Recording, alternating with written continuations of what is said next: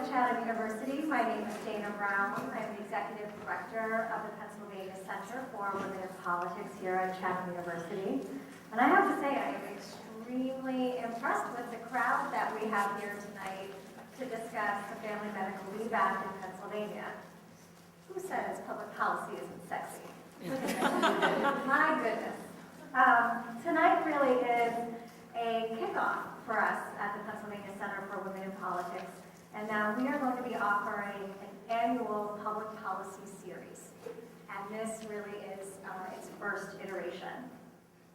So each academic year, we are going to aim to offer one policy report. And each year it's going to change topic to topic. Obviously this year we chose to tackle the Family Medical Leave Act, which brings us all here tonight. And then after we issue the report, which we'll try to aim for in the fall, and you all have copies, I think, of the FMLA report that was conducted this past fall and published in November. We'll then try to bring together a policy panel of experts, which we have here tonight, as a response to that report. So just a quick reminder as to how terrific we all here at the center are, in that we're so clairvoyant about the Family Medical Leave Act getting a lot of traction in the news in just the last 3 months. We really couldn't have predicted this any better, and I don't know if we'll be able to do that in the future, but we'll pat ourselves on the back tonight anyway. So we issued the report in November, and then President Obama made big news at the State of the Union by announcing paid parental leave for federal workers. And obviously paid parental leave is just one small sliver of the Family Medical Leave Act, amongst many other policies, right? But then soon after President Obama's announcement about paid parental leave, we then had our own Pittsburgh City Councilwoman, Natalia Rudiak, introduce legislation on paid parental leave. And then soon followed Allegheny County Executive Rich Fitzgerald on paid parental leave. And we know that Chelsea Wagner, the Allegheny County Controller, had already enacted a paid parental leave policy in her own office.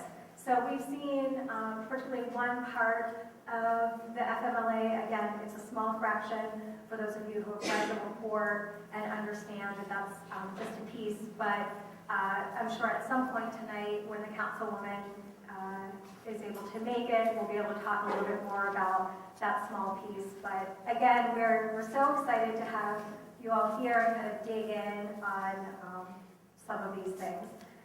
So I won't be a spoiler alert or a spoiler in any way and kind of hold you guys back, but I just want to again thank you all for coming, and we will be tweeting. We will be tweeting this out tonight. Yeah, I'm saying that. Right. Sometimes I say twittering at home. We will be tweeting this tonight throughout the discussion. So for those of you who also follow on Twitter, will be the hashtag is just FMLA, and our handle is PCWP_Chatham if you haven't followed us yet. So follow us tonight on the discussion. And now to really get it going, I want to invite my colleague, Dr. Jenny Sweet-Cushman, who's the Assistant Director of the Pennsylvania Center for Women in Politics.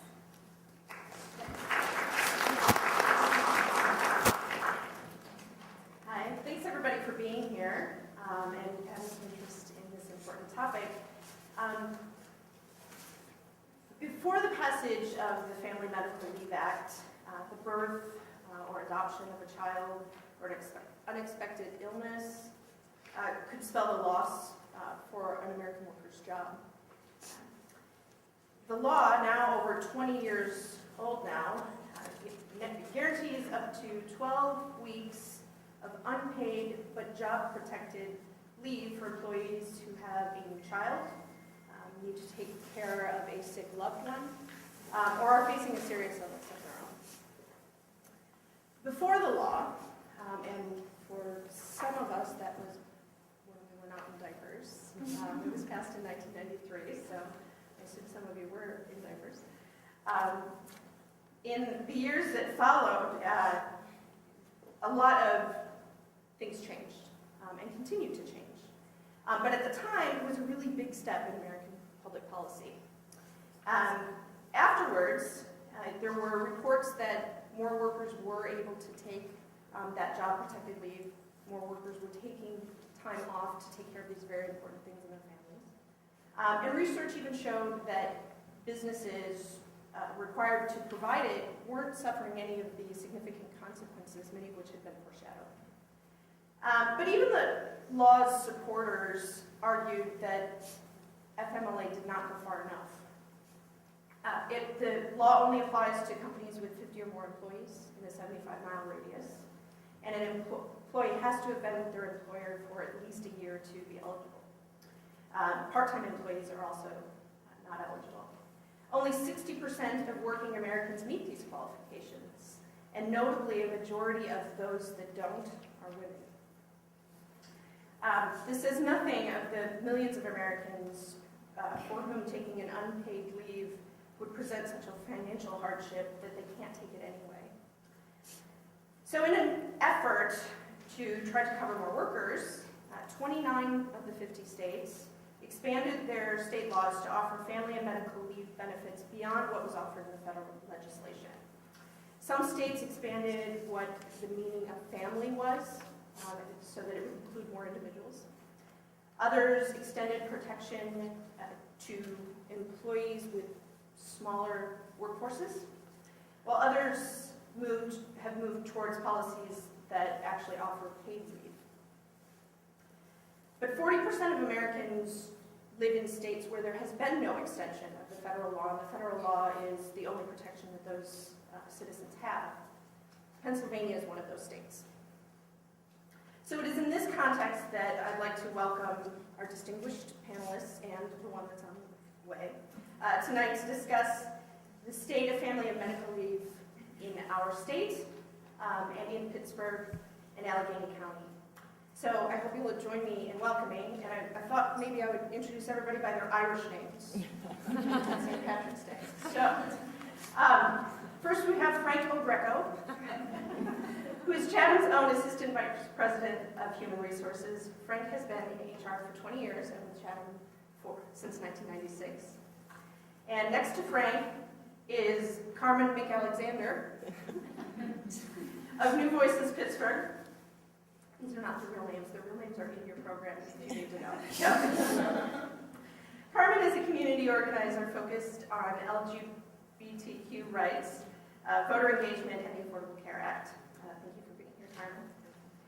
And to Carmen's right, imminently, will be Councilwoman Natalia Rudiak, who doesn't get an Irish name because I didn't have her implicit consent in giving her one. Councilwoman Rudiak represents Pittsburgh's 4th District on the City Council, and she's currently serving in her 2nd term. And finally, last but not least, is State Representative Dan Frankel? Dan Frankel. Representative Frankel has represented the area of Pittsburgh for over 15 years in the General Assembly and is currently the Democratic Caucus Chair. Welcome to you all. So I'd like to start off by asking each of our panelists to share their own perspectives for a few minutes, and then I may ask a few questions and we'll open it up for your questions, so be thinking of what you might want to ask our panelists while you have them here as a captive audience. So Frank, as someone who deals with the specifics of these laws and the needs of employees on a regular basis, maybe you could start us off. Okay, thank you very much. Well, I've been in a leadership role in human resources for 20 years. So in 1995, I entered into a leadership role with a company as the head of HR. And this new law was relatively new. And there was a lot of negativity probably in the workplace when this first came out. But I must say, personally, that the pluses outweighs the few challenges that this law presents. And I wanted to just go over a little bit of what the law is made up with. Jenny touched upon some of that. I'm just going to go through what that is and tell you a little bit about my approach to it and some of the challenges that it has with this. On this university campus, I've been graced with the individuals that have come to me to ask for this leave. It could be the excitement of planning a birth of their new child to more serious issues. The individuals come to me when they have a serious health condition. These individuals come to me wanting to go over what the law is, what the rights are, and that sort. And I'm always amazed that the individuals that come to me come with the appreciation that they're able to take this leave, but more importantly, know that they're in a supportive environment here at Chatham to help support them through this. As Jenny mentioned, that this law was passed in 1993. It's for private employers who have 50 or more employees. There's a 1-year waiting period, or they look at the preceding year if you have 1,250 hours. Eligible employees can take up to 12 work weeks, unpaid work weeks, but oftentimes employers such as Chatham allows individuals to take their bank sick days, if they're eligible for short-term disability, holidays, vacation days, etc., to be part of this leave so they can get paid during it. This is for a birth of an employee's child. This also includes not only the mother of the child, but also the father. Sometimes people don't realize that fathers of children can take family medical leave to take that time to bond with the child in its early stages of development. It also covers adoption and foster care. So individuals that make arrangements to have an adopted child or a foster child, they get the same 12 weeks as someone going through the birth of a child. It takes care of a serious health condition of a spouse. Recently, they have updated, include same-sex partner or common law partner, son, daughter, or parent with a serious health condition. And a serious health condition can be anything, serious is maybe cancer or getting through an operation such as a hip replacement, that sort. And one trend that I'm seeing now is because of the demographics out there, more employees are taking leave to help take care of their aging parent during that. That is something that I didn't see probably 15 years ago. I'm seeing much more today. It also includes, as I mentioned, if someone also has a serious health condition. In 2008, with the Iraq War winding down, Congress went back and looked at the family medical leave and made some changes. One of them was that they will grant up to 26 weeks if you have a family member that came back from the war and is seriously injured, that you have to take care of them. So the leave was actually extended to take care of family members that are in the military that need assistance of your care through their injury. It also includes another part of that addendum to that law included people going in who has a spouse who fought in the war, who might be back on leave, regular leave. The family medical leave allowed them to go, and if the person was on leave, to go and spend time with them up to 12 weeks. So there was an amendment there, was very useful. It was a result of the war. One of the things that I think is really important is that this law provides job protection to return to the same or equivalent job or comparable job. I must say, in most all cases, you return that individuals to the same job. The benefits remain with them during that leave, and they maintain seniority through the entire leave. So how does this all work in practice? Well, employers should have a FMLA policy in place, and this policy should be well communicated. This is reviewed in orientations, it's reviewed in managers' meetings and that sort. And so it has to be very, very well communicated. The employee makes this request, and usually the guidelines that say that request is 30 days in advance. So if someone knows that they want to apply for this leave, they make a request 30 days in advance.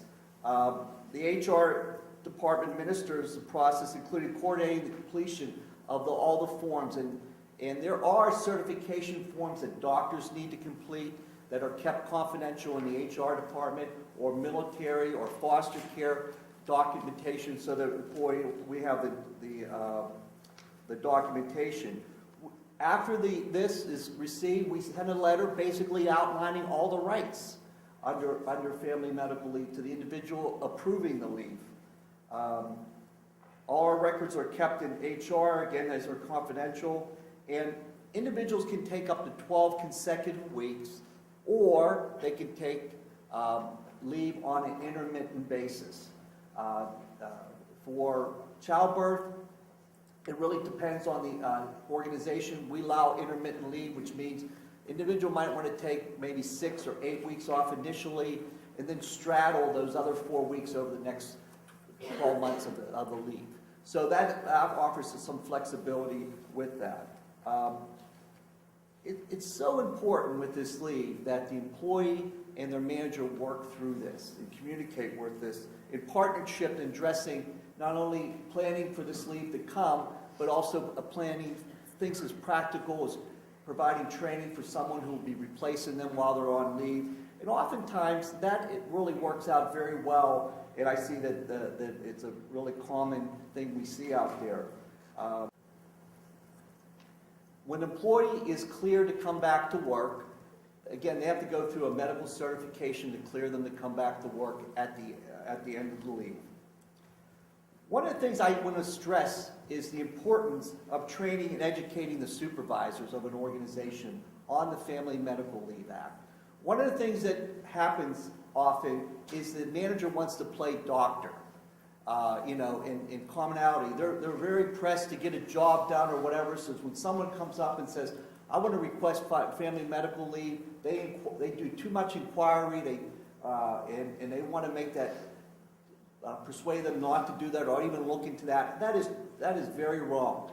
We spend a lot of time training supervisors on the importance of referring them to myself, and more importantly, to work with our office and the employee in terms of planning out the leave. Also, they have to realize that the HR department is the quarterback of this, and also ensure that there's no retaliation or anything when someone requests that or comes back to work because of that leave, and HR polices that process. It's very important that an organization shows empathy when employees come forward and have these issues to us, and it really shows the culture of the organization, how they can care for the individual, but more importantly, to work through these issues. Oftentimes, I get comments when people come back from family medical leave. For example, recently someone's father was ill. He eventually passed away, but it was very valuable time that she got to spend with her father because of the Family Medical Leave Act to take care of him in his last days. As I said, is that some considerations for abiding to the law. Every organization should have a thorough and comprehensive policy defining all the terms such as serious health conditions. They best, as I mentioned in training, really research the cost of some of the challenges and cost of that is finding temporary replacement, productivity, or dividing out the work responsibilities. Managers really need to find ways to do that when someone is out on leave. Also, I think it's important that you set a tone that when someone goes out, in terms of morale of the organization, individuals might think, oh, well, I have to take over the work, versus we're all part of a team. You may be going out and never know in family medical leave. Everyone's here together to work together. And then there's challenges with as I said, with intermittent leave. I teach a course, or I taught a course for many years in HR management at La Rose College, and I also taught a course here at Chatham University with their management and nursing program. But we talked a lot about family medical leave, and one of the issues that came up, especially in the healthcare, is intermittent leave. What I mean by intermittent leave, someone is diagnosed with a serious health condition, and they may not be out for 12 weeks, but on an intermittent basis. For example, they may be diabetic. So they might, because of that condition, their glucose levels can shoot up or down, and they may not be able to work. So they call in, sick and that sort, and working through that challenge of people calling in ill. And also, at times, there's always a question of, is there any kind of abuse? If someone calls in every Monday or Friday, or is changes shifts. These are the stories I got from some of my students who were nursing managers happen. But as I say to them, this is a great opportunity that you need to work with your HR department in addressing any abuse. And there's provisions in the Family Medical Leave Act to address those if there's any cases of abuse. Some considerations for additional coverage. I know that there's been talk about extending that leave. It'll be interesting, I think, that with that leave being extended for 26 weeks to take care of a military leave, is that something that we can look at for family medical leave? I would love to see some of the data to see how that's working, on the military and that sort. There's also the issue of providing how much paid leave is part of family medical leave. There's a lot of different approaches out there. Some give a flat, 6 weeks for childbirth as paid leave. Then you can take your sick and vacation leave. Versus other places such as Chatham, which allows them to bank their sick days. They have holidays, vacation days as part of the family medical leave. So that's an issue that comes back and forth, and that's something that discussion, I think, that will dominate the future. So,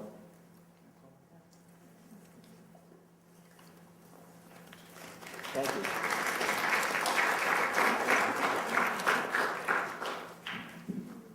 Move on to Carmen then.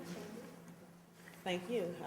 Thank you for inviting us to this conversation. I think it's a very important conversation, and I count it an honor to bring a personal lens to this space. As you stated, I am a community organizer with New Voices Pittsburgh. If you haven't heard of New Voices Pittsburgh, we are a reproductive justice organization. We are dedicated to the health and well-being of Black women and girls in the city of Pittsburgh, but we also have representation in Philadelphia, and we have a chapter in Cleveland. We have reached our 11-year, actually this week we had our 11-year anniversary, so I'm happy to be a part of an organization that's been around for a while and is making a difference. I am a native of Pittsburgh. I am from the east end side of the city, Lincoln Limington to be specific. I am a mother of 5 children and a grandmother of 2. I have experienced raising children with my husband, and after my divorce, I raised my children as a single mom. I am also experienced layoffs in my lifetime. As a matter of fact, my last layoff was a result of exhausting my FMLA. And fortunately, the universe was in my behalf. I was able to gain employment with New Voices, but so it was unfortunate, but it's also a great experience for me. But I understand firsthand what that's like. And I'm also in a same-sex relationship. And until recently, I was not able to take time off, neither was she, to be able to help take care of each other in case of medical issues or serious medical issues. Now, how do those things on my journey affect Family Medical Leave Act? My daughter is my oldest daughter. She is a single mom, and she has my grandchild. He is a special needs baby. He was premature, and his first year of life was in hospital. My daughter has been with her employer for 8 years, and for the past 5 years, she has to sit down with myself and her father, and we have to strategize how we're going to help support her during when she runs out of FMLA. How is that problematic? One, she has to exhaust, and we all know, she explained, 40 hours of her own time. So that takes away quality of life. She can't take a vacation. She has to take short vacations as a result of that. She has to be faced with the dilemma of not being able to get income that will help her during that time when she's exhausted that time. Also, because I can't qualify as a grandparent with, if I was with an employer to offer FMLA, I can't get FMLA to help my grandchild. So that creates a challenge, and same as my ex-husband, we can't do those things, so we try to support her. And when I do that, I have to take time off from my job to do it on my paid time, so it's a trickle-down effect. Also, I've experienced being a part-time worker. I was married in 11th grade, so I was employed minimum wage. I know what it's like to not be able to qualify for FMLA. I've also been employed with a large insurance company in Iowa, and I was a manager, so I understand the complexity of managing FMLA. And I can tell you firsthand that it's much easier to manage FMLA for an employee than it is to terminate an employee as a result of Family Medical Leave Act, exhausting that. It's also even more challenging trying to replace them because you have to go through the whole hiring process, you have to go through the training process, and so that is a trickle-down effect. So it's important that we kind of look at that and see how we can improve that. Also, we know that if you lose your job, you have to look for a job. So we need unemployment. So first you have to think about, do I qualify for unemployment?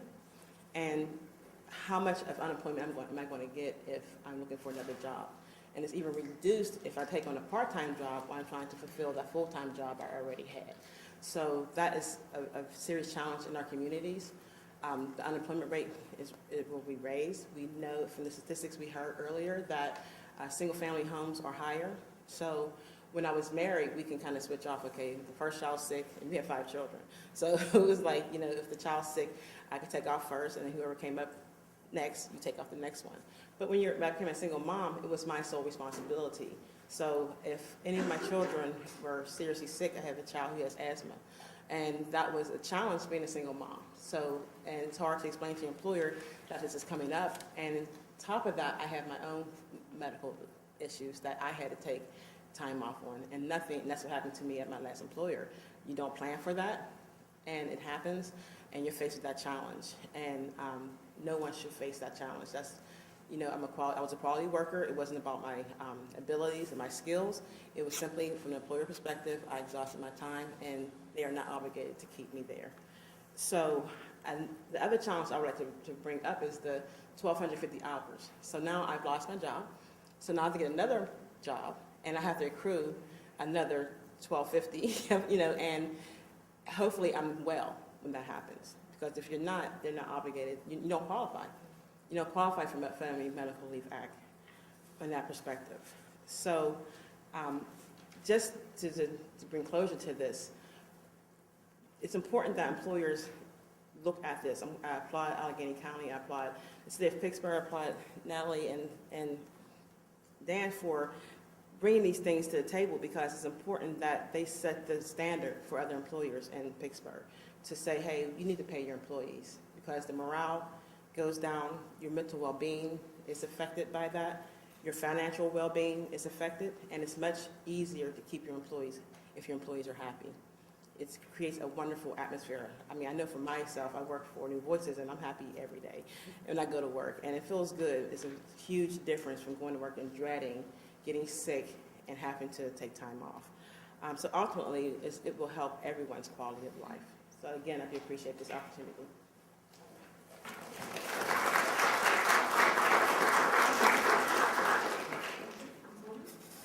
Thank you. All right.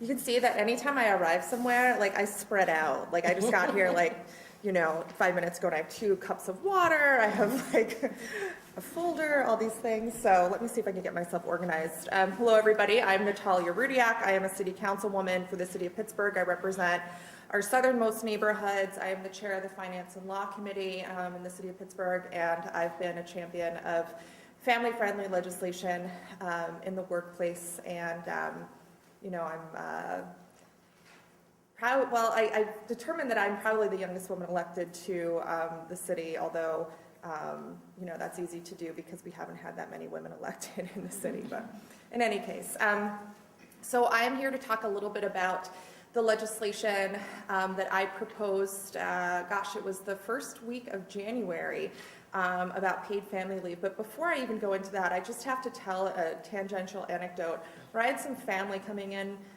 from France a few weeks ago, and I learned that my cousin was pregnant. And it turns out that she's pregnant with twins, which is very exciting for the family. But in France, women get 4 months of paid leave for each child. So she essentially is getting 8 months of paid leave. And here we are talking about non-paid leave of 6 to 12 weeks. It's quite a change. I will say her husband is only getting 5 days off, so go figure. But I introduced a bill in the first week of this year that basically consisted of 6 weeks paid leave for new parents, for both men and women, for the birth of a child, the fostering of a child, and the adoption of a child. Now, until this moment, the only option available to new parents was the Family Medical Leave Act. One had to exhaust all of one's vacation time and personal time before using the act. That's problematic. You can imagine that when you're a new parent, you want to spend time with your child, but you have to exhaust all your sick time, personal time, vacation time. So that means that when you go back to work and your child is sick, or you need to pick up your child from daycare early one day or something like that, you don't have that time. So it makes it really, really difficult in that situation. So I introduced this bill. Essentially, the bill required our Department of Personnel to create and enact the policy and again, I'll just sort of read this off because this is the exact legislation. At least 6 consecutive weeks of paid leave for employees welcoming a new child or children. The leave shall not include paid holidays as defined by the official holiday calendar. The policy shall not supersede or change any collective bargaining agreements, and all employees shall be notified of the policy when it is final and available. I should mention that this policy is for non-union employees. So that's around 300 or so employees in the city of Pittsburgh. As for union employees, we have about, 10 or so different bargaining units with different unions from the American Municipal Federation of County and Municipal Employees to SEIU, the Service Employees International Union, to the Teamsters. We have lots of different bargaining units, and they bargain their own contracts, so they get to bargain the benefits that they want. So some of them have different, every bargaining unit has its own set of benefits that they bargain with the administration. So this policy applies to our non-union personnel. So why did we decide to do this? Well, our city workforce is growing younger. We have a difficult time attracting talent in the city of Pittsburgh. Many of our jobs simply do not pay as much as the private sector jobs do. When we're hiring assistant attorneys or we're hiring network administrators, we simply cannot afford to pay as much as the private sector. And so we have to look to other alternate benefits to help attract employees, and this is one of them. People have asked me, well, what is going to be the cost of this policy? This policy is as cost neutral as they come. An employee will never make more than their budgeted salary, and so we expect that for most non-union, non-uniformed employees, the tasks will be shifted to other employees while they're on the duration of their leave, so we're not going to incur any cost of temporary employees.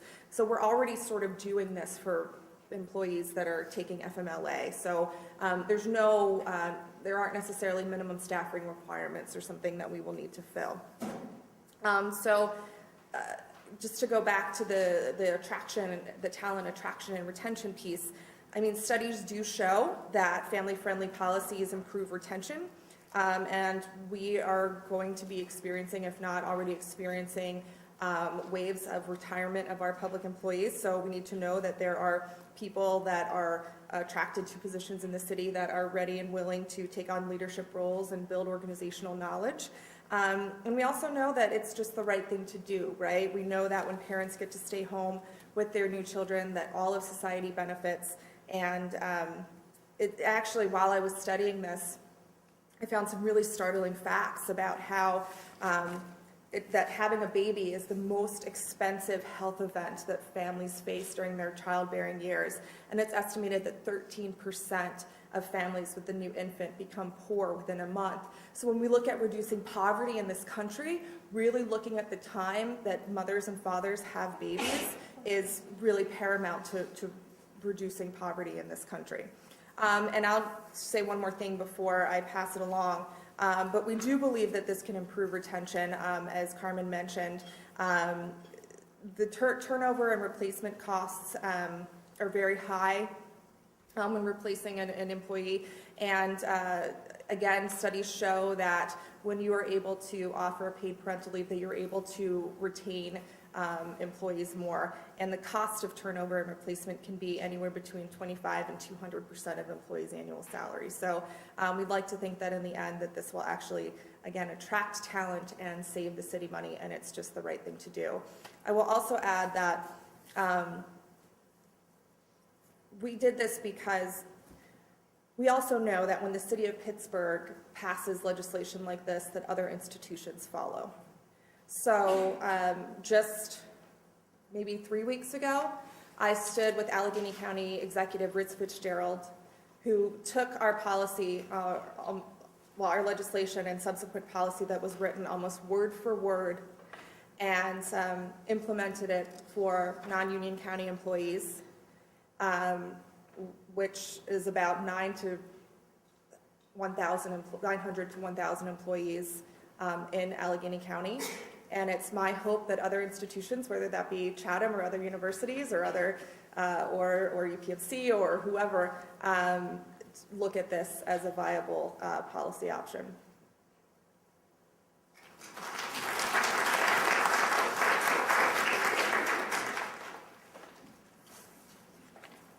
Well, good evening. I'm Representative Dan Frankel, and it's a great pleasure to be here once again with you. I've spent many times up here speaking in this room. I actually live a few blocks away, and I want to thank Dana and the Center for Women in Politics for hosting this and for all the things that they've been doing, I think, to really promote women across this state and introduce them into the public policy discussions and actually hopefully encourage many of you to take an active role in your state, local, and federal government, whether that's working in it or running for office. These are things that are important to bring perspectives that we're talking about today that unfortunately are all too often underrepresented at every level of government. And as Natalia noted, certainly the dearth of women who are in elective office, both in the city of Pittsburgh, the state of Pennsylvania, and at the federal levels, has a great deal to do with why we're having this very difficult discussion about trying to get something done that we all know is so important. In the state of Pennsylvania, we don't have any expansive legislation with respect to FMLA. Other states have moved forward in this regard. A number of states have incorporated paid family leave, extended the time, and made it more easy for individuals, both men and women, to access family medical leave, including paid leave. Today, you've heard already a perspective from somebody in the HR department who's in charge of implementing it, also give you a sense of the federal legislation and from Carmen, who's had an opportunity to tell you about her personal experiences and I think really personalize this for people, and from Natalia, who's very effectively led the battle on a local level. Unfortunately, the battle on the local level follows a pattern that we see across the state of Pennsylvania with respect to progressive issues generally, that our urban areas, particularly the city of Philadelphia and the city of Pittsburgh, Allegheny County, have been promoting legislation like paid family medical leave and other issues that don't get much opportunity at the state level to move forward. On the other hand, we at the state level do not only have a hard time promoting these progressive issues, but we basically fight a battle against those pieces of legislation that seek to pare back things like the federal law, things like equal rights, and things like women's rights, particularly access to reproductive health care. In light of that, we've taken a different tack. I mean, I've spent many years, as you noted, I've been in the legislature now for 15 years, 16 years actually. I'm the Democratic Caucus Chairman, but I also had the opportunity to start and co-chair now the Women's Health Caucus. And the Women's Health Caucus in Pennsylvania is an effort to change the discussion that we've been having. Typically, the issues that we've been battling in Pennsylvania, we've not been able to promote progressive issues. We've basically been fighting, as I've said, a torrent of legislation aimed at restricting access to reproductive health care, as I've said, among other things, and including, as I'll tell you later, legislation that's aimed at basically restricting the ability of local communities of passing progressive legislation like Councilwoman Rudiak's legislation. So we've been trying to change that discussion in the Women's Health Caucus, and we've been promoting things that not only deal with women's reproductive health care, but also with women's economic security. And clearly, things like equal pay for equal work has been prominent among the things we've been promoting, but also paid family leave.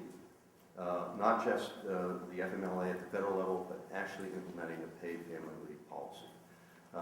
It's been part of our agenda. We'll be introducing it again this session. We have also similar legislation, or at least companion legislation that helps, I think, women, particularly the Pregnant Women's Workers Fairness Act, which would mandate reasonable accommodations in the workplace for women. Today, women, particularly who may be doing physical work, are not, we don't mandate that employers provide accommodations for them in the workplace. We believe that those accommodations ought to be made.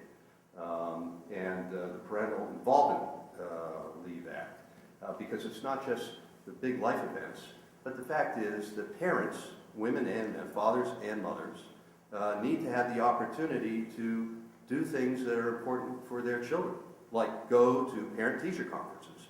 So we believe that not only should we be looking at the big picture, having a child, being pregnant, bring a child to birth, and having the opportunity to help with raising that child in the initial months, or dealing with a sick parent or a sick child, but also the more routine things that are so important to maintaining a quality of life and rearing a child, so that we have the opportunity that you don't have to worry about losing your job because you need to go to your parent-teacher conference for your child, among other such things, or doctor's appointments, for instance.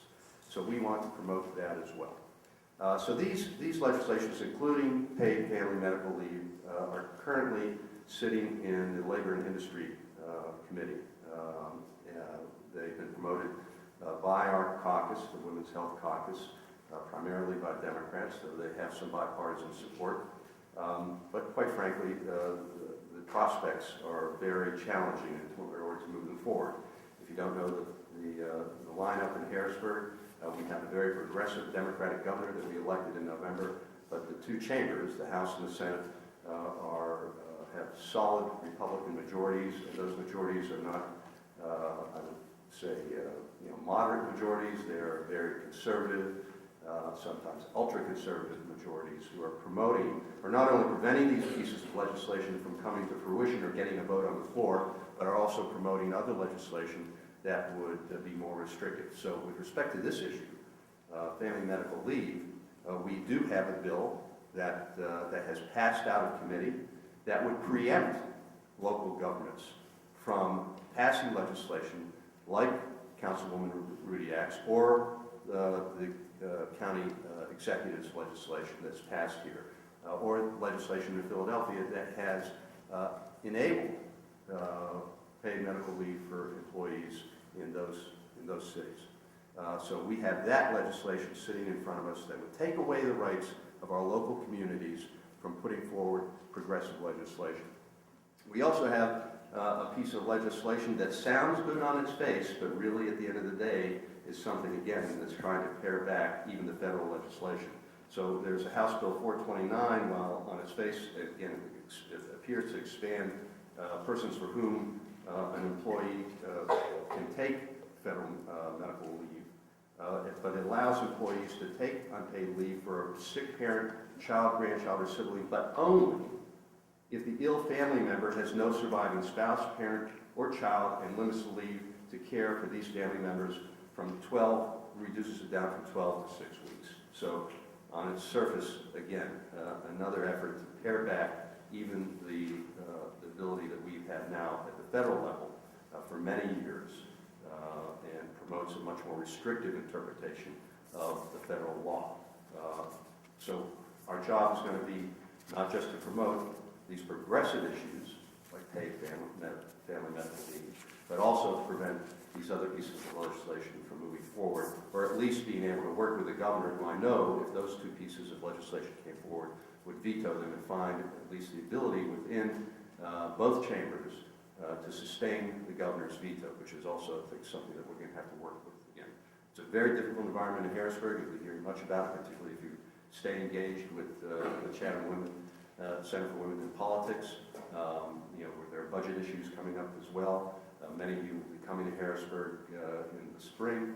We look forward to that, but that's kind of the landscape that we're looking at. And the reason I think that particularly young people like you, and I'm so thrilled to see such a great turnout here today, that you will be engaged in this discussion with my colleagues across the state to talk about why this is important to you and why this makes a difference and why that you will consider this when you vote. And I hope that all of you take the opportunity at not just for voting for president, but when you have the opportunity to go to the polls, whether it's for voting for city council or the state legislature, you take the opportunity, because these issues, as you can hear today from Councilman Rudiak and myself, are not just national issues. These are issues that play out at the state and local level and need your engagement. I know it's not the sexiest thing in the world.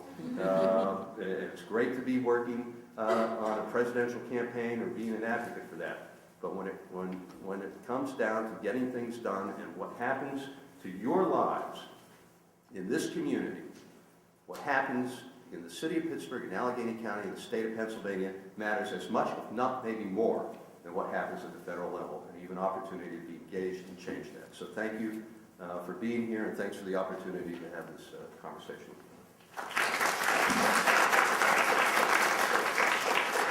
Well said.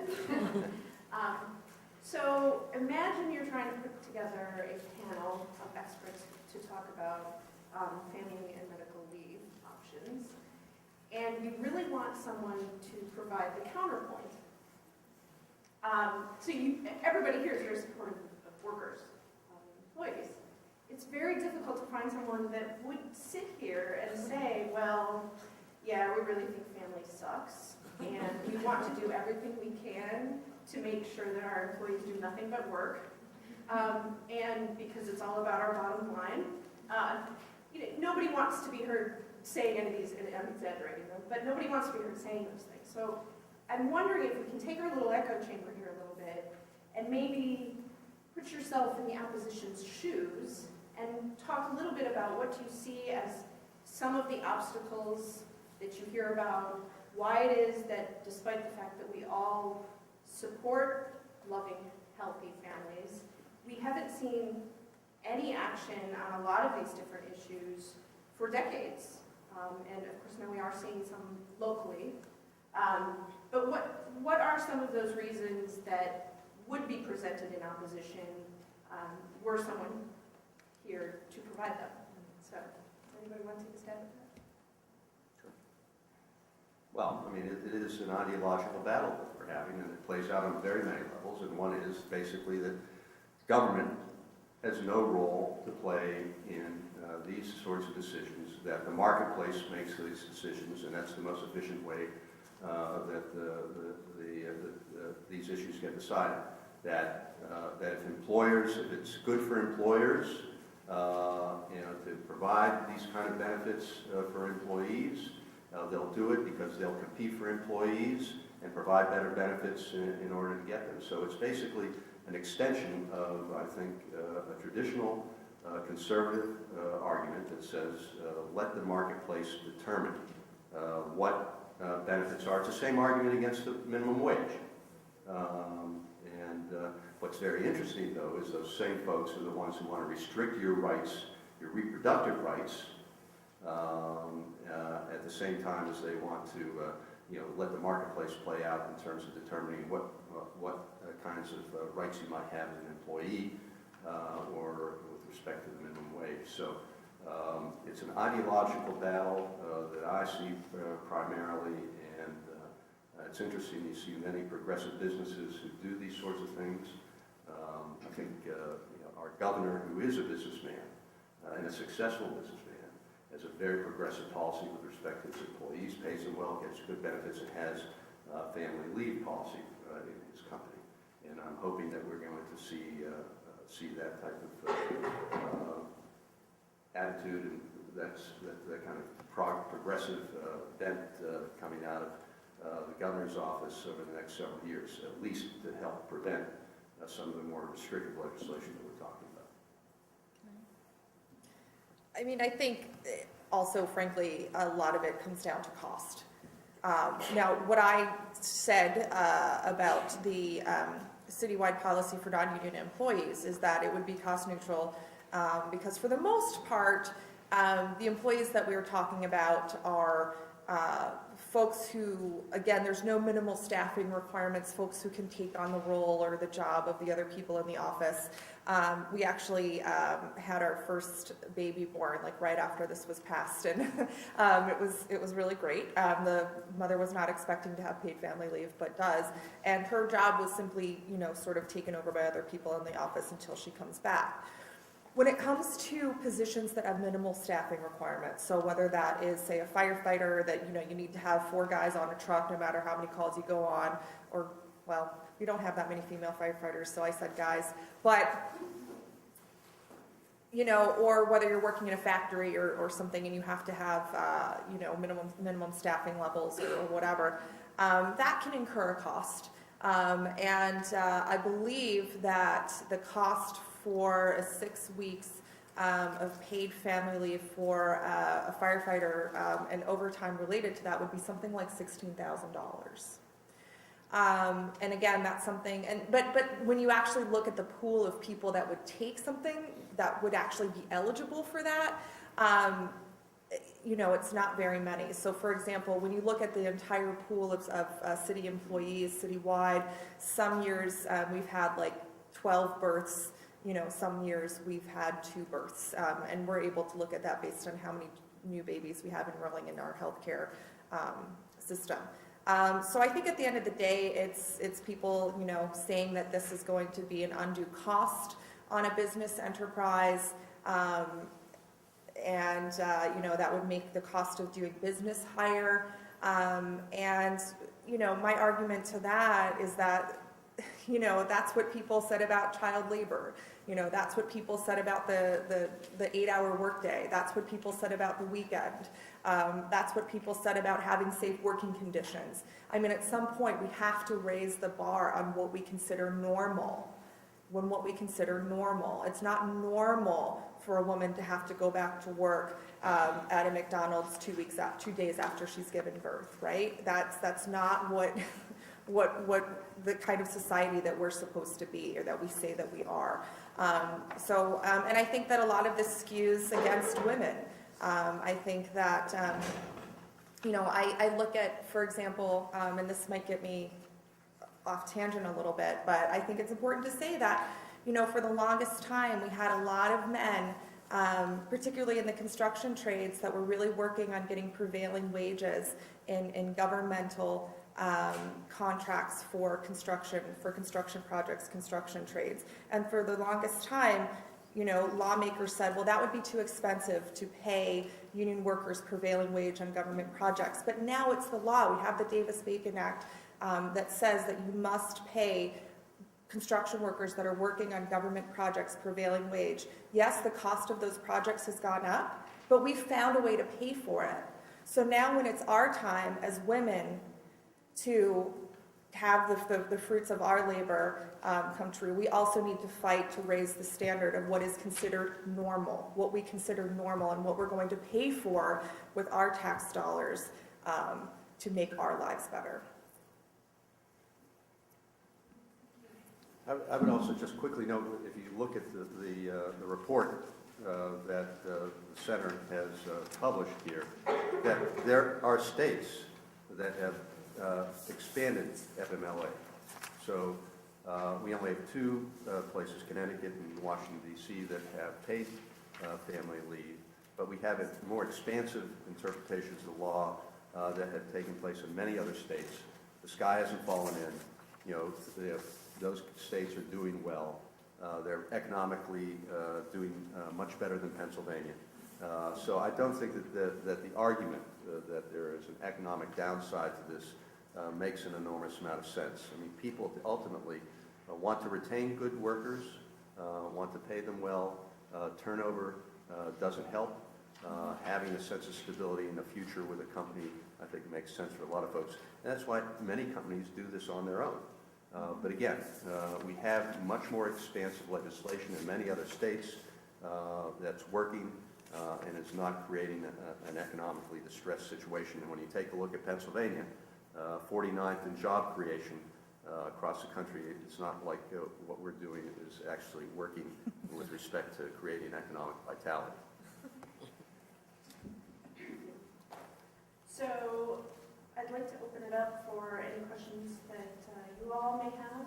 You can direct it at the panelists in general or at someone in particular. Any questions? Yeah. This is actually just more logistical question about the act, but how many times are you allowed to take leave? Like, for example, if you have more than one child, you would obviously need to take more than one leave. Like, how does that work exactly? I believe it's an annual. It's 12 weeks. It's 12 weeks of leave within a 12-month period. Okay. For parents, like same-sex families who, like, their spouse had the child, but they haven't technically adopted the child, how does that work? It's my understanding, please correct me if I'm wrong, is that if you, within the new revisions to FMLA, is that you can take care of a child who has who is not biologically or legally related to you.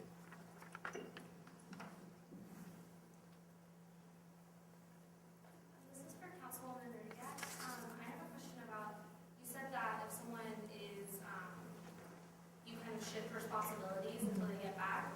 Is there a way you can have interns or volunteers that can do that? Yeah, I mean, again, it's sort of about the organizational knowledge. And again, this is really with any organization that has employees use FMLA. You have to find ways to cover for that employee's work. Perhaps, using volunteers for some automated tasks or something, or using interns for some of those automated tasks can be helpful. But, at the end of the day, it's the organization that decides how to do that. And the thing is, and this is, again, what I keep saying, is that ours just simply allows the worker to get paid while they're taking care of their child. We're not necessarily changing the fact that their job responsibilities become someone else's. They're just getting paid while they're able to take time away and to take care of their family. I just said sick leave for restaurant workers, for fast food workers, for any workers. It's important to note that the city of Pittsburgh is actually prohibited from enacting those types of laws, because in 2009 there was a court case. It was called let's see, it was Center City Tower versus the city of Pittsburgh, and I won't go into, it's a sort of a convoluted court case. But at the end of the day, and this is why it's so important to vote, not just for council, not just for state rep, but also for your judges. Judges are so important. There was a 6-1 decision written by a judge in 2009 where the court said that home rule law prohibits Pittsburgh from regulating businesses, quote, by determining their duties, responsibilities, or requirements. So, for example, I passed legislation a couple years ago requiring baby changing stations in all men's and women's bathrooms in public facilities. Like, whoa, mind-blowing, right? Because it was like actually mind-blowing to me that we did not have baby changing stations in like our recreation centers. Like, are you serious? But anyway. And people were like, well, why don't you do that for all businesses? Well, because we are prohibited by this court ruling to be able to do so. So, and you know, you've probably seen Seattle. They've raised the minimum wage. People come to me and say, Pittsburgh, why don't you work on raising the minimum wage? We are prohibited from doing so because of state preemption. So when you go out to vote, please make sure to vote across the board.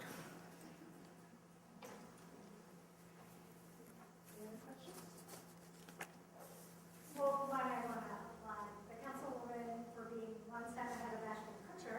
Because if anyone's been following Ashton lately, he is also fighting for baby changing stations Yes. in all bathrooms, between male bathrooms. Yes. So I guess he's struggling with that right now with his baby. So great. But on a serious note, so what are some things we actually could do, since the state representative Frankel mentioned voting, and Councilwoman, you echoed that, but if you wanted to get more involved about pregnancy discrimination, you know, some of those seem kind of bare minimum, like being pregnant, you may have to use the bathroom more, you know, that kind of legislation seems pretty, you know, common sense to most folks, I would say. What could they actually do? Like, would you recommend getting a letter writing campaign to the committee chair? What would you tell them to actually do to be actionable? I can speak on it from a community organizing perspective, because I do voter engagement. And we, at New Voices, we have integrated voter engagement. And what that means is that we want to normalize voting. So it's important that you are aware of the issues that are on the plate. Engage with legislators. That is your right to do that. Call, make phone calls, have campaigns, get people registered to vote, and bring, it's called issue advocacy. You know, we have in Pennsylvania the Women's Health Agenda. A New Voices Pittsburgh works with, also with the Women's Law Project here in Pennsylvania. And we're working on, that's something we work on. You can look that up or Google it, and you'll see the different issues there, things that have passed, the minimum wage, living wage. I hate minimum wage. Even the use of that term, because it's not for the community, it's for the employers. But we all have to have a living wage. So there's different issues on the plate, but the biggest thing is to not only be registered to vote, but to be engaged throughout the year. So when judges, for instance, we have a lot of judges up for election right now, and we have this council, and I think we failed this past election because we did not go to the polls like we should have. And now we have a situation where Republicans are in the House, in the Senate, and we have a Tom Wolf, God bless him, and the things that he has to face, Governor Wolf. So be engaged and don't be shy to call your legislator. It is your right, I feel it's your duty to call, because they are accountable to you because you voted for them, or someone did in your community voted for them. So again, get involved in campaign drives, get involved in any, if it's, like we're nonpartisan, so we really look at issue advocacy, but we have voter engagement where we canvas out, find an organization where you can get involved in, because at the end of the day, it's about numbers that push a lot of policy, especially in our communities. So that's one aspect of the community organizer. Yeah, I would echo that. Carmen's absolutely right. I mean, it needs your personal engagement with elected officials, not just, you know, and I would warn you, I mean, sometimes it's easy to push a button on a, you know, website and you get a canned email that goes to somebody. But your phone call, or better yet, your visit to a legislator has an enormous amount of impact. and also engaging and becoming involved with organizations like New Voices Pittsburgh, Planned Parenthood, National Organization for Women. Also, if you're involved with your church, synagogue, mosque, help getting the faith community. The faith community has been very active promoting many of these progressive issues. So those are all places where you can also, lend your voice to an organization that has probably more standing than you as an individual. But you as an individual is still important to be engaged in having that direct communication with your elected officials. And to believe, if you call up Councilwoman Rudiak, myself, or most folks, you'll get the opportunity to certainly meet with us, or certainly our chief of staff. It's not convenient at the time, but you get the opportunity. We represent relatively small groups of people. I think the council people represent about 35,000. I represent about 65,000 people. It is a very intimate relationship I have with my constituency, and I listen to people who come to talk to me, and so do my colleagues. Just want to highlight some numbers here. So I have some predictions on what the turnout will be in the May election. No, it seems that in most of council districts, the turnout of voters is going to be around 10% in the May election. About 24% of those voters are going to be 45 and under. And obviously, the vast majority are going to be 46 and over. Actually, there's going to be 33% of the electorate is going to be over 65, while 24% is going to be 45 and under. So get your friends to vote. Get your friends to vote. Honestly, it's just, I will say, what's one thing you can do? Post something on Facebook about how important it is to vote for judges. I mean, honestly, how many of your friends know that voting for judges is super important? Maybe they do. I don't know, but I'm sure a lot of them don't. A lot of why we are in the position that we're in, a lot of why we have an ultra conservative legislature is because of the way that the districts were drawn to make it so. So when we see election, everybody was asking me, what's your thought about the midterm elections or what happened in the governor's race? What happened in that race where all the Republicans won the state house and state senate is exactly what was supposed to happen. This was already, these districts were drawn in such a way that this should not be a surprise, and it happened because of the way that the judges ruled on redistricting. So I would say get really familiar with the way that the judicial politics works and local politics works, because unfortunately, many of us live in an urban area. So if you're contacting your legislator, you're probably contacting Dan Frankel, who already is a pretty good dude. So, right? So the point is that we're trying to influence statewide politics in such a way that we can get more progressive voices heard. Contact the bad dudes. And I would like to also add, run for office. Consider that. That makes a difference. You're young women and men here, and consider that. That makes an impact. Put that in your pipeline, your bucket list. There's nothing wrong with that. We need more people who are more progressive, and there's nothing wrong with you running. So that's consideration as well. One of the things that I often hear in my classes I teach here at Chatham is that students are a little reluctant, correct me if I'm wrong, everyone, to get engaged because they don't know the good news from the bad news.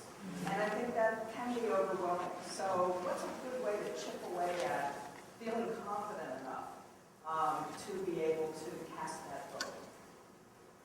For someone who hasn't been reading and knows the good judges and the bad judges, however you would want them to be able to critique them. Jump in here. I mean, clearly getting involved with an organization like New Voices or being involved in the local chapter of whatever political party you may be affiliated with.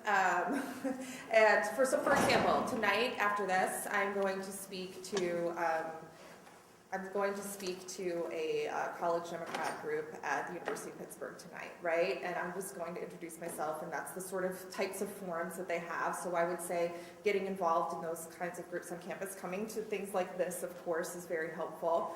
And who knows, maybe you guys can do something on judiciary or something like that. I don't know. Not to put more work on your plate. But I know it is really difficult, and it actually requires some work. It's not just as easy as, you know, doing a Google search, because at some point all the rhetoric starts to sound the same, you know. But I would say for me, what was my biggest awakening, and I never really expected to run for office, but what my biggest awakening was volunteering on political campaigns. I got to know so many good people. There was so much good energy. And you just start to, it's like any other field, right? You just start to get to know how to separate the wheat from the chaff and the good from the bad. But just coming to events like this and getting to know, and then calling your representatives and asking even, you know, that may be a good start. I just want to introduce myself. My name is Leanne Davidson here at the Pittsburgh Commission on Human Relations. If you guys ever have any questions about the workplace, it's always good to go to the HR office. If that isn't productive, we're here as a resource. If you guys have any problems at the workplace, I've left some little brochures here on the piano. We're also looking for interns this summer. As our ISU department. So, Great. Thank you. Thank you for that. Any questions? I actually have two questions. One for Ms. Alexander. You said that the worker has to, well, your eldest daughter, she had to exhaust her sick days, her personal time, and her vacation time? No, you have to exhaust 40 hours of 40 your hours? PTO time in an organization, so-called paid time off, some-called, you know, whatever benefit that you have. You have to exhaust out 40 hours. And then, again, a lot of times you have short-term disability kick in. A lot of times that's not, well, you're an employer, but it's not 100%. Just from that perspective. There's something you have to give to receive. That's the way I look at it. So, All right, I just didn't understand. Yeah, I'm exactly. sorry. They didn't cover it in what we read. yeah. And actually, my second question is for Representative Frankel. I was kind of confused when you said if an ill family member has no surviving children, spouse, or parents. Were you trying to say that this is a less conservative policy that's trying to reverse that? It's a more restrictive interpretation, and that's what's trying to be run through the legislature. So the bill that's been proposed, instead of expanding, would narrow what FMLA is. So I don't know if it would be necessarily allowed, which is contrary to federal law, but we've seen attempts through many states to basically chip away at federal standards that apply to states by claiming that they have dominion over what happens in their state, and they're going to ignore federal law. I guess if we passed it, it would stand. But again, it's a sentiment that's out there. It's passed out of committee, including, unfortunately, with a couple of Democratic votes. So, yeah. The contradiction there is that many other states, while this legislation in Pennsylvania, many other states are saying, hey, grandmas, grandpas, siblings, why don't we give you more options to help take care of your family, extend the leave, make it easier for you to do those things. And this legislation will make it much harder for families to do those types of things. All right, that makes sense. Other questions? A quick comment. Sure. Another thing is, I'm not only get involved on the outside, but from the inside as an employee. Know your rights. I'm always, a lot of times I know from experience from an employer, being a manager, but also being an employee, that you don't hear too much about FMLA except for in your handbook when you first get hired. The one's like, hey, here's FMLA for you, especially when you get sick. And a lot of times people fall for the crack line and don't think they qualify for it. Or sometimes a lot of people will feel that, FMLA means I'm going to get paid. They confuse it between short-term disability and not. So having these conversations, and if you're going into the management field, definitely know that that's something to help promote your employees. something or they're wanting to have a baby, let them know that that's an option for them, because a lot of people do not know that. It's a misconception. It's not something that a lot of employers will promote for whatever reasons. It's not, I mean, it's sexy that your guys are here, but it's not like that employer. You know, like, it's not sexy to say, hey, you're definitely. So I just want to stress, know your rights and know the policy in your employer, or sometimes your employer will enhance their policies to stay competitive. So there may be aspects of FMLA that they're enhancing that you can take advantage of that may not be with someone else or your neighbor. So let's just stress that. If I could just plant a small seed here that many of you will be hopefully getting lots of job offers in the next couple of years. You'll be sorting through which is the best one to take, what company is interesting to you to start that first job. Look at some of this information. Don't just look at, have dollar signs in your eyes, because a paid leave policy can be worth a lot more, especially if you are planning on starting a family, than a couple $1,000 more might be. So pay attention to the entire benefit package rather than just the salary offer, and negotiate that.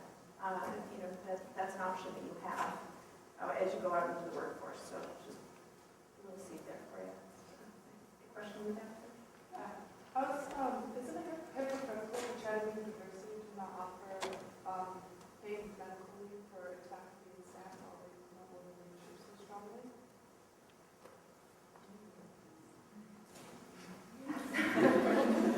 Fred, I think that's you. Yes. I'll be glad to take it. There's always discussions on improving our benefits, and that's been discussed. I must say, we look at the entire benefit package. We look not only at leave, but we also look at other benefits that we offer in terms of our health, retirement benefits, and we look at it as a whole.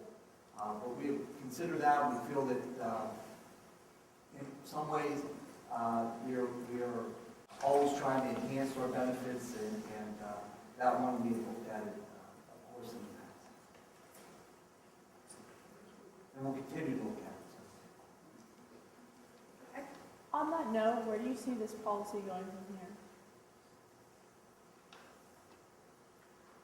Well, I think the policy with family medical leave is going to be expanded more to other family members. For example, or in our case, we had a situation about 2 or 3 years ago that a same-sex partner became terminally ill, and the family medical leave did not cover at that time same-sex partners, but we knew that was the right thing to do, and we allowed the same leave as we would have done anyone else. So I think that that's going to be, as the structure of the family changed in terms of grandparents taking care of children, or more involved in helping raise children, I can see that's where the policy is going to be changing. I'd just like to comment. Some of these issues have evolved, and unfortunately, things take some time to get the consensus. But there's hope. One of the things that I've been engaged in, I also happen to co-chair the LGBT Equality Caucus in the House. And I've been introducing non-discrimination legislation almost since I walked in the door 15 years ago. And when I first did it, we maybe had 20 co-sponsors. Now we have half of the legislature, Republicans and Democrats. We still have obstacles, but it's moved light years. And when you take a look at the issue of gay marriage, same-sex marriage, and equal rights for LGBT people, this has just been transformed dramatically in our state, in this country. And if you take a look at institutions, academic institutions, Fortune 500 companies, most of them have all adopted progressive positions in bylaws that protect the civil rights of every one of their employees, regardless of race, gender, age, disability, and sexual orientation and gender identity. So, it's not just about legislation, it's about changing hearts and minds of people, and it starts to happen. You have to be persistent, you can't be frustrated. Chatham has been very progressive on many issues, And, you know, this too will come to pass, is my bet. But it's still not something that's widespread. So it takes advocacy, not just at the governmental level, but it also takes advocacy at the institutional level, boards of directors and so forth. So, you know, I would encourage you, it's many different levels that have transformed public opinion and transformed the ability to get so many things done, whether it's at the governmental level, or at the institutional level, or at the business level. I feel that redefining or looking more closely at the serious medical condition, how that's defined, especially in the LGBTQ community. Right now, if you're a trans person and you're wanting to go through transition, that's not always considered a serious medical condition, and that would not be covered. Gender identification disorder, which I don't like that term, but that is not always, you know, it's like that for like how you define that. So I'm hoping that will be looked at more closely, because it's affecting people in the care they're getting and the ability to be able to take time off. I raised my children in Iowa for 8 years, and that was, I want to say like in 2002, 2003, this wasn't even, LGBTQ issues was not like a big thing in Iowa at all.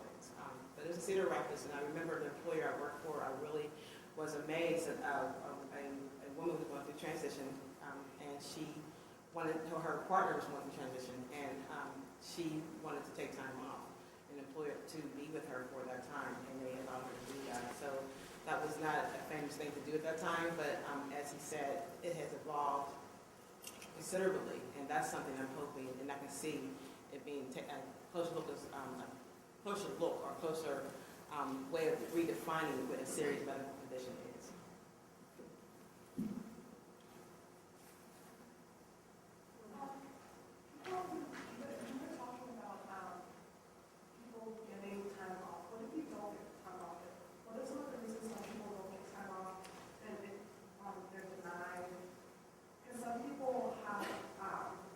Members that are terminally ill and they want to take time off, but they're not given that time. Why would they be given that time? Well, there are, again, it really depends on the policy of the company they work for.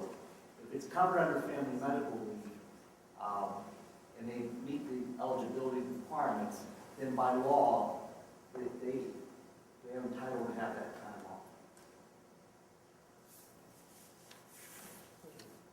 And just to hone that in a little bit more, when you apply for FMLA, you have to go to your doctor, and they have to define what that is, what a serious medical condition is, and it has to fall under that umbrella. So, for example, if I'm diabetic and my diabetes is causing me to become a serious medical condition for me, and my doctor says, hey, you may need time off, and they call intermittent. You may not take time off for a whole 6 weeks, but if the condition hit episode and it comes up, and I can qualify, it's under my umbrella of diabetes. But if, in the same hand, if I get another medical condition, unless I apply for additional time from family medical leave, it won't fall under the umbrella.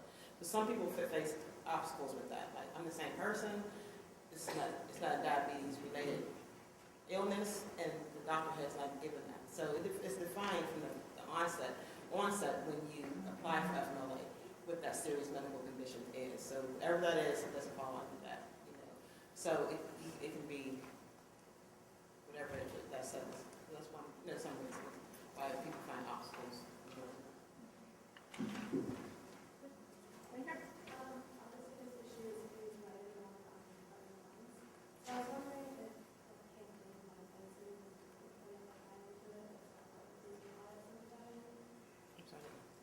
I didn't hear you. Sorry, I know some of these issues can be divided along party lines, and oftentimes that is the case is campaign finance, so over the politics. I was wondering if you could talk about that how much it is. Scott, campaign finance? Yeah, like how much money in politics has like on this issue, and what's why that is on party lines. I didn't work. Right. Natalia has a very different environment.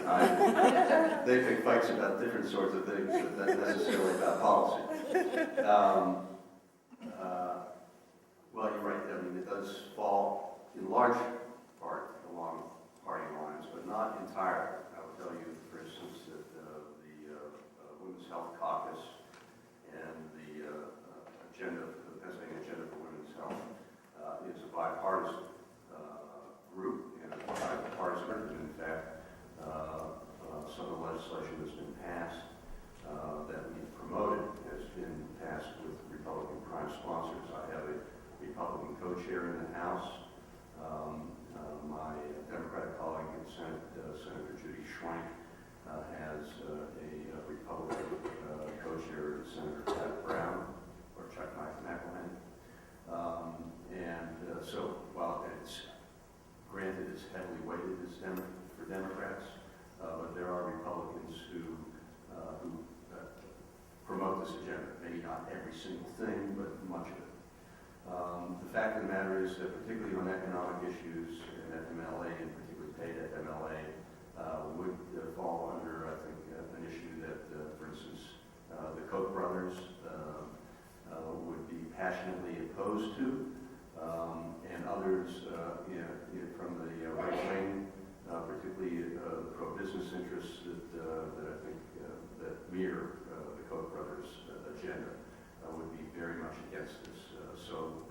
And that political persuasion is in ascendancy in the Republican Party, and certainly you can see it play out in the Republican caucuses, both in the House and the Senate here in Pennsylvania.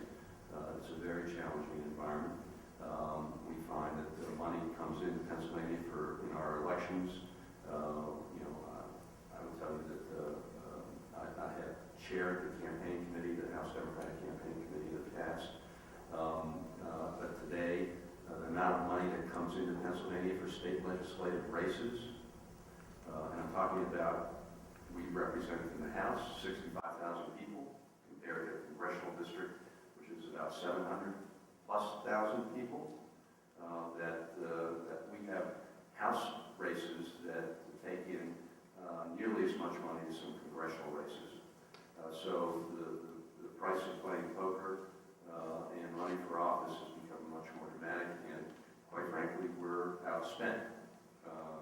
And another issue, to be honest with you, is that the Democrats, by and large, are focused at federal elections. They're focused at the presidential election.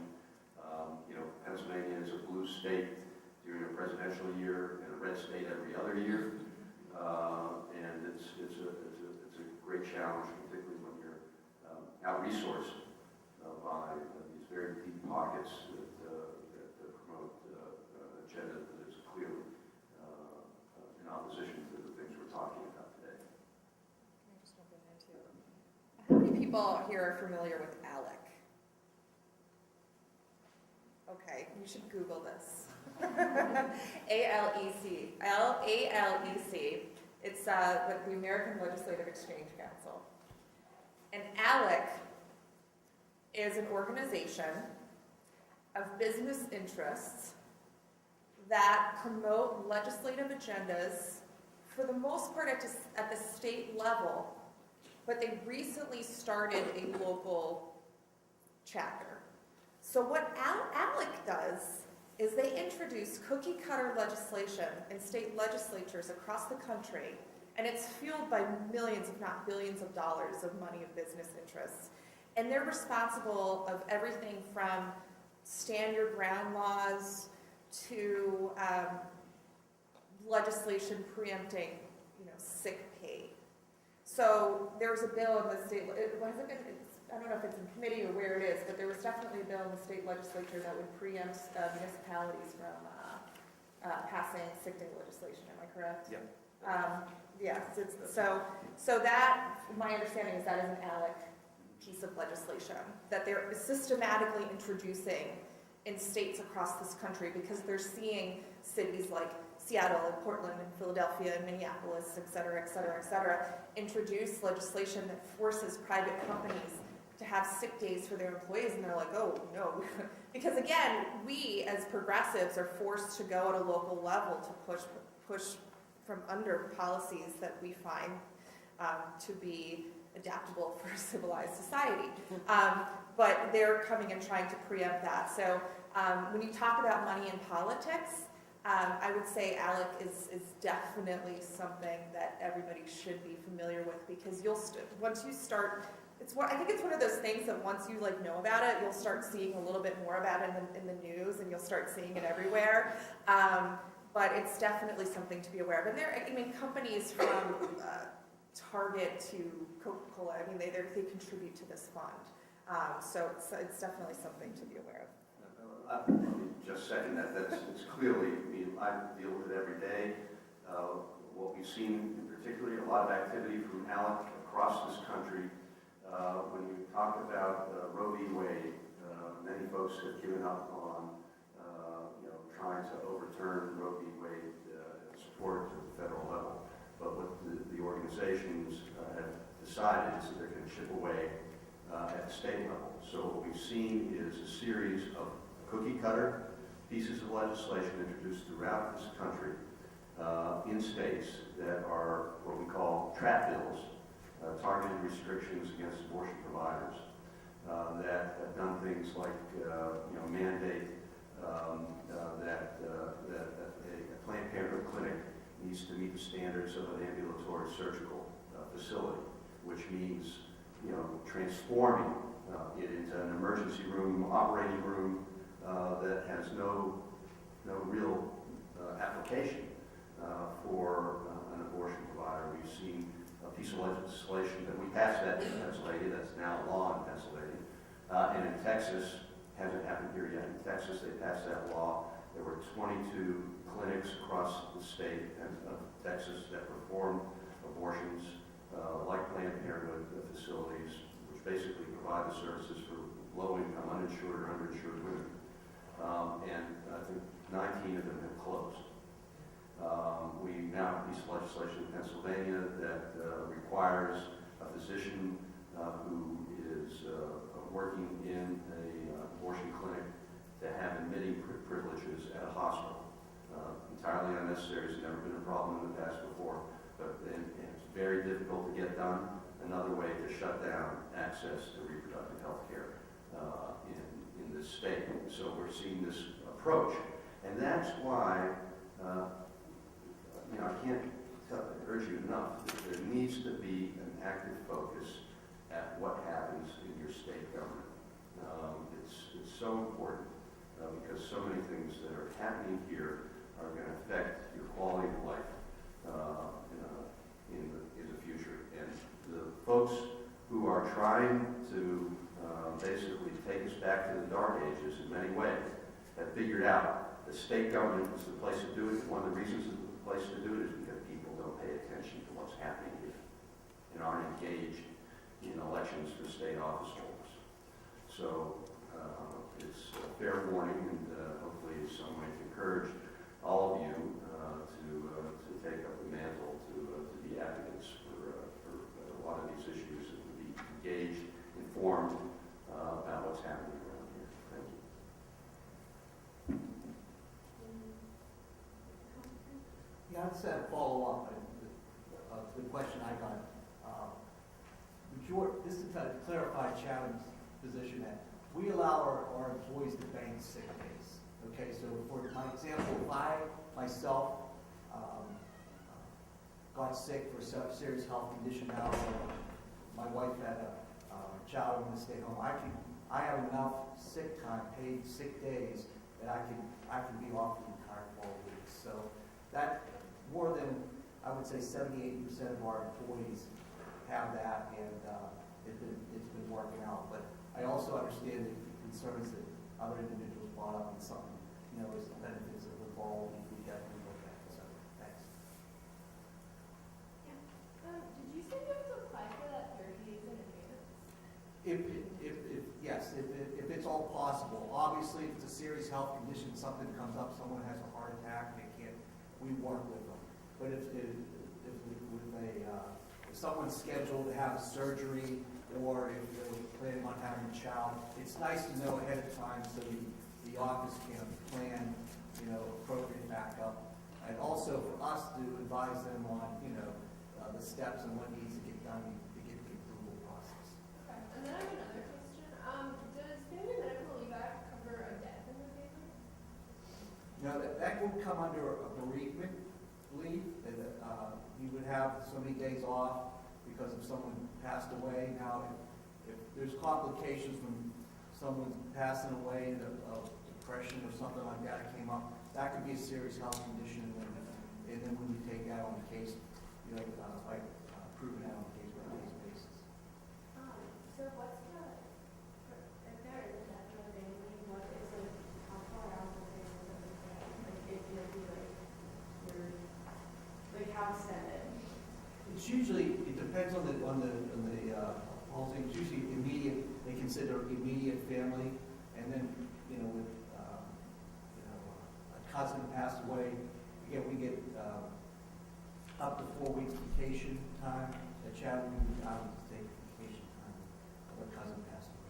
I wanted to attend it.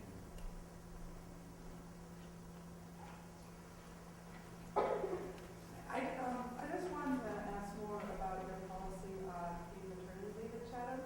You mentioned that faculty and staff using their sick leave would be a viable option. However, the rest of the panel has mentioned how exhausting those resources ahead of time before they're actually sick is a problem. How do you go about solving that?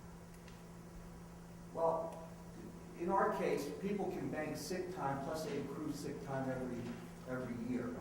So besides taking time, you're also accruing time, extra days every month that you're paid on the payroll. So that's pretty much how people work through that. At times, people, again, we work with them if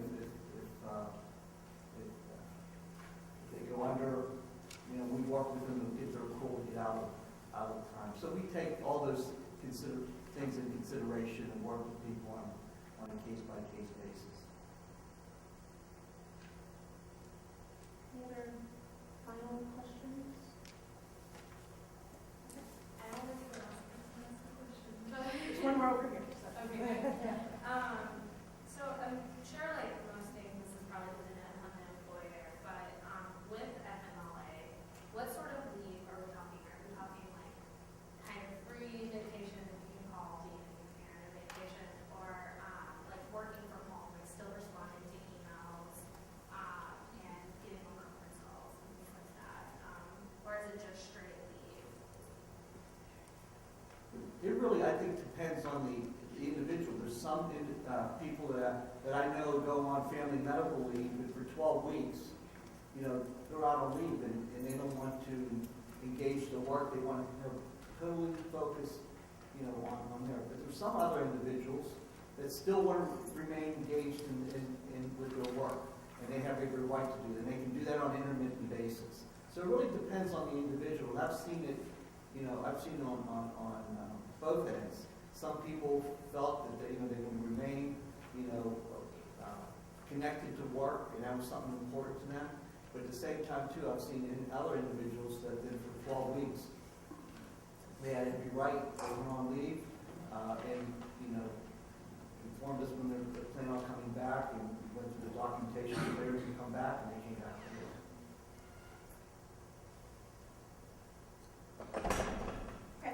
Do you ever see family medical leave expanding to become how it is in most Eastern European countries, where almost there's a standardization of up to 3 years? And how long would that take, if even possible? We are one of 4 countries left. That's in the UN.